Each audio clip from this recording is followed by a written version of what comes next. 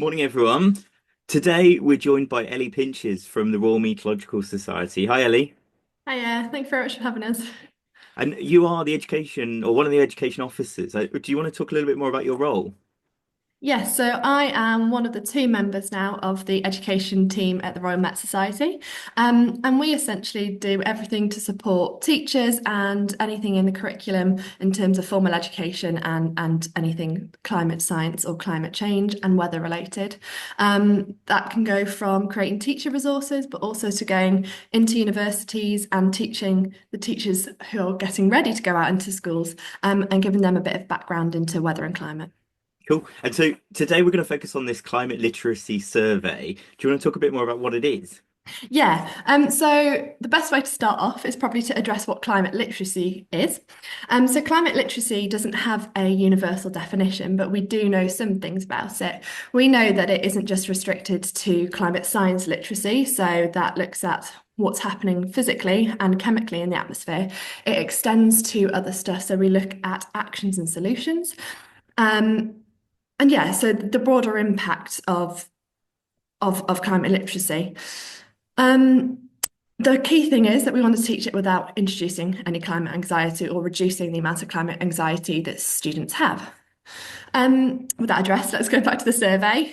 So there was messages from a number of groups, be it students, teachers, but also employers that were having students come out of school and work in their companies, and they were acknowledging that there was a gap in knowledge, there was a gap in the climate literacy of those coming out of schools. But essentially, there was no evidence for this, and this is essentially where the climate literacy survey was born. It was created to be an annual survey, so every year this is done around the same time. So there's a deadline of March to June time, depending on what country you're in. Um, and it's to collect that information. It's to collect that information to be able to work out where the gaps are, but also then to check the impact of changes that are being made to the curricula, but also other education policies that are being introduced. So that's the climate literacy survey as a whole.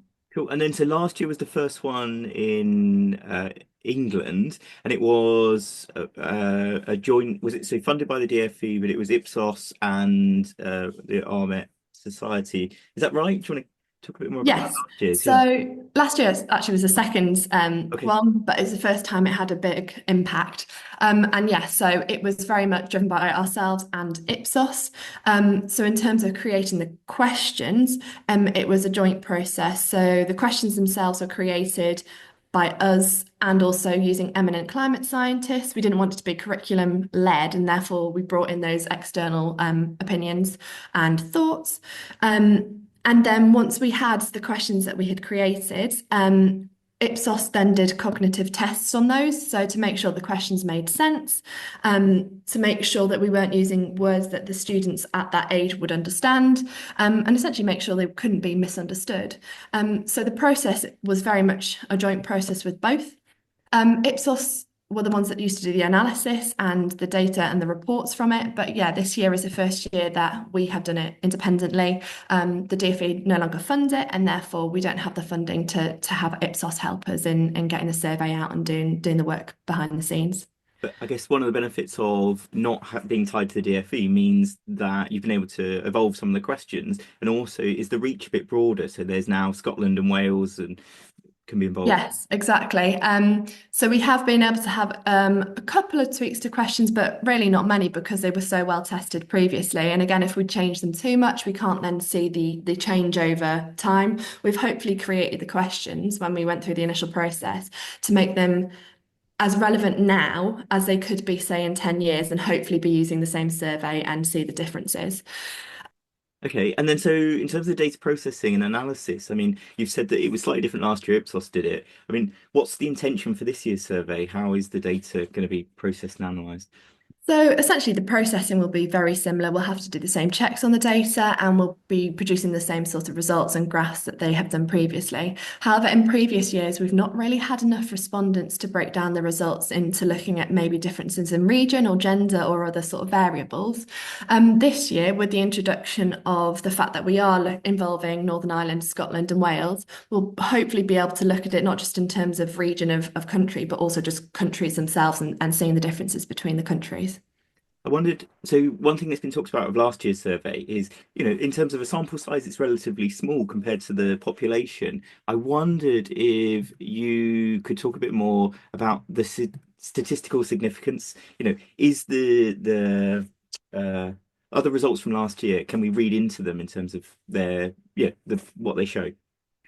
I think as a basis, yes, we have nothing else at the moment. As I said at the start, we are really trying to find evidence from nothing. So having some evidence is better than having nothing. In terms of sample size, really trying to work on increasing that this year.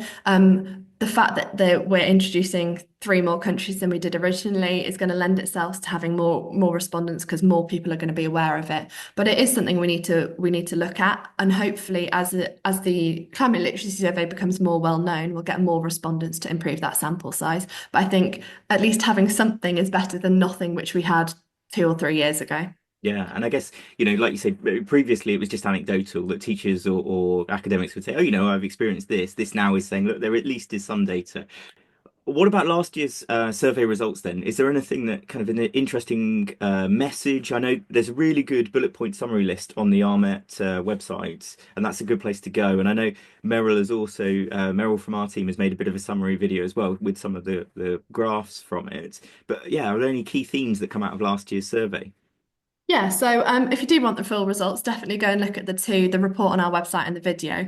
But maybe to pick out four or five key, some of the headlines. The first one probably was that the last year's survey found out that there was quite a big misunderstanding of what the 1.5 degree and 2 degree Celsius targets um, are, the definition of them, but also the fact that there was a worrying number of people that thought we'd surpassed them already. So they haven't quite got the understanding of just how much warming we have seen, and possibly therefore miss the fact that if we take action, we could limit the warming.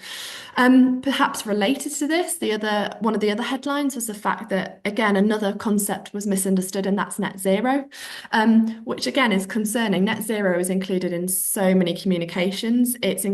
It's talked about in schools. Schools themselves are mostly on a way to net zero. Politicians talk about it, the media talk about it, but it's widely used in jobs and in places where people are going to go on to work. So the fact that there is a misunderstanding of what net zero is surprising, but also a little concerning. Um, Again, similarly, yeah, just similar to the previous points, there is a misunderstanding, or there's a lack of knowledge that climate change can actually, or global warming can be limited or avoided if we take the correct actions. And I think that perhaps suggests that there is a slight gap in messages about hope and green careers in schools, and therefore something maybe to work on in the future to really address that problem that if we do take action, we can have impact. Um, Another one which we were fairly surprised at was the fact that so over half of the respondents last year did say that they remembered learning about climate change in their school career, but it was just over half of them that said they'd learnt it in the last year. Currently in the curriculum, they should be learning about climate change in GCSE science, and therefore should have spoken about climate change in the last year of school, which is when they are taking part in the survey. So again, shows that there is something missing in terms of making sure it's included in the curriculum. And possibly to end on more of a positive note, one of our findings from last year's results was that there is a high level of trust in science teachers as sources of climate change information, which is really good news. But it also reinforces the fact that there is a need for teachers to have time, but also the resources to keep their own knowledge up to date, and also relevant, particularly to the UK. Yeah, there's definitely a sense from that last year's results that there's still a lot more work to do. Yeah. Like you say, in terms of the teacher element, that's a really fundamental bit. I was just going to throw in a story as well, but we took a couple of the questions and have done them with some groups of trainee teachers. And what was interesting is they similarly really overestimated the amount of warming. And so it was a group of 100 primary trainee teachers. They thought we were near 3, 4 degrees warming. Um, which again, yeah, is this interesting kind of exposing people's misunderstanding and kind of maybe the tone of some of the messaging and how that then skews things. Yeah, The and I other, think I sorry. was going to say with the sort of the news that last year was the first year that we surpassed 1.5 degrees for the global average of temperature over 1 year. It'll be really interesting to see how that plays into people's understanding of the overall targets, which are actually an average over at least 20 years or more. So that'll be interesting. Yeah. So the really important bit then is how teachers can get their students involved this year. And we've got until the end of March in England, and Scotland and Wales is slightly different, isn't it? The deadlines for Scotland and Wales are Think it's just Scotland that okay. has one to the end of June. So yeah, please get involved. This is a really quick survey. It takes 5 to 10 minutes. I think when I last looked on our survey platform, I think the majority of people took 7 minutes on average. So it's a quick survey. As you said, there's different deadlines for different countries. So if you are in or you teach year 11 in England and Wales or year 12 in Northern Ireland, you can take part in this and you have until the end of March 2025 to complete it. If you're in S4 for Scotland, you have until June, end of June this year to complete. So please get involved. We need students to take part online, but also during school hours. Because we're trying to get a broad sense of the curriculum as a whole and climate literacy of school leavers independent of what subjects they take, we really would appreciate if people could do these in mixed subjects and mixed ability classes. So it's perfect for a form or tutor group to do. So in that first 10-15 minutes when you're doing registration, that would be a great time to do it. These surveys are not marked. Students will not get their mark back, neither will the teachers or the schools. So we really encourage people to do it on their own without looking up answers. And yeah, just being honest. If you don't know an answer, there's a don't know option for the majority of the questions. So yeah, as honest as people can be. And yeah, the best way of finding the link to the survey is on the Met link site. And hopefully you could include it as a text in the video below. Yeah, we'll definitely share the link. And I think the it's really clear what how teachers can get involved. It's if you're a year 11 tutor or kind of I guess if you've got a connection with a year 11 tutor, you know, whoever you are in a school, please do send this and encourage whole year groups. So this can, like you say, easily be done during tutor time. It's 5, 10 minutes, and you know, often there is a window of time to be able to do that. It might be that you are in a computer room and you can access this, or it's very easy for people just to access on their own devices as well. Um, Yeah. is there anything else, Ellie? I think that's it. Just please get involved. As I said, there's no wrong marks that you're going to get back. As many people as we can. We really need to fill that gap of knowledge that we have on just how much climate literacy students are coming out, and then we can build on that. It's all to make actions to improve the situation and yeah, help us as a country move forward, really. Cool. Well, thank you so much, Ellie. I think it's always worth checking out the Royal Meteorological Society's website because there's so much great content that I'm sure you're kind of really closely linked to and helping develop. And yeah, we want everyone to get involved in this survey. Brilliant. Thank you very much.